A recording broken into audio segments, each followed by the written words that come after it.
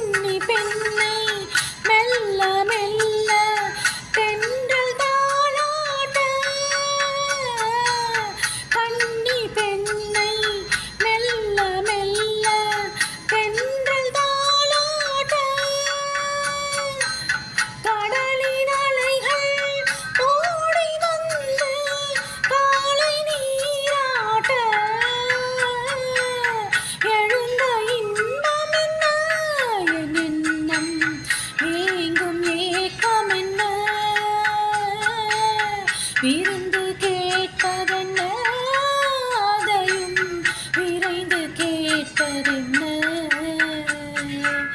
முத்துக்களோ கண்கள்